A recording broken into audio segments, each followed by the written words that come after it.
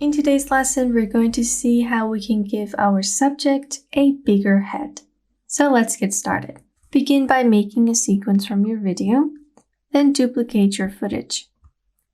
On this duplicate, we're going to make a mask around your subject's head. It helps if your video is not moving that much, and I'm just going to use the section where there's nothing on his face. So let's go around here, cut this, and just maybe slow down the video. So now we have this slow motion of our subject thinking hard about what he's about to write. So what we're going to do is to grab this top layer, Effect Controls, grab the pen tool, and make a mask around the subject's neck and head. So make the preview panel full screen.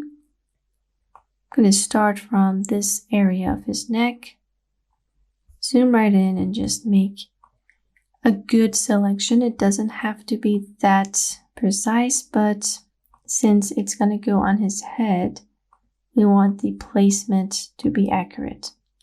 So I'm not going in on those little curves, but doing like a rough selection of his head. Switch between the pen tool and the hand tool. P for pen tool, H for hand tool.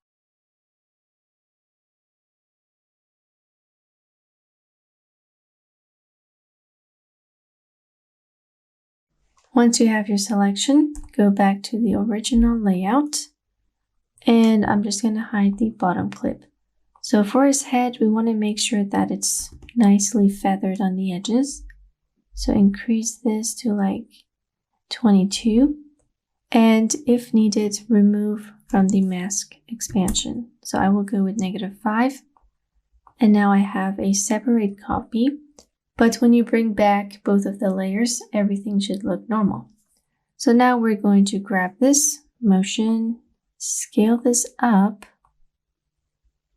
as much as we want. We can also do a little keyframing, make his head bigger. All right. And then we're going to make a keyframe for position because his body is going to move over time and we want to just keep it there. Also, we need to track the mask. Notice how half his face is getting pushed out. To fix this, we're going to track the path of the mask. So now his head should look normal as the video goes forward. All right, if needed, you can work with the position keyframes, but I think we're good. I could do an animation of his head getting bigger as he is solving this problem.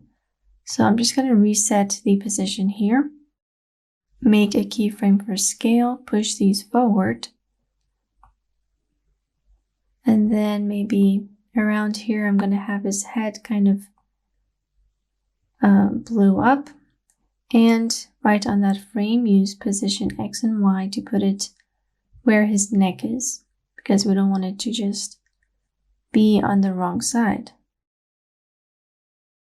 So his head is just getting bigger. Maybe he found the solution to the problem and now he has a big head. Now if you want, you could make another mask of your subject's neck, duplicate the original, and just focus on his neck and body.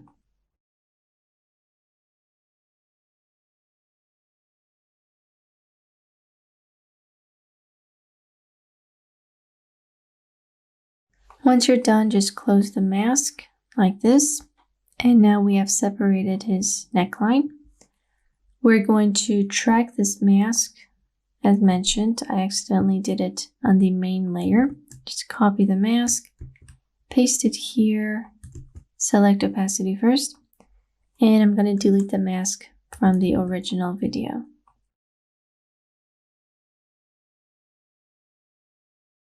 Just track the mask. I'm going to skip that for now and do a manual placement. just to show you guys what it will look like. So let's hide the bottom clip and make sure that this guy is on his neck and body, and it's not like jumping around to the side. All right. So once we have this, we're going to bring back the head that has the scale animation. And now everything should look more natural. So his neck is getting bigger, but it's like inside his clothing. I have to minus that bit from the mask. Just delete this point or like pull it down. And that concludes our effects. Normally they don't keep it that clean to put it like inside the collar, but you could do that if you want. So this concludes our effect. Really simple, really easy. I hope you guys enjoyed this really short lesson. Let's move on to the next one.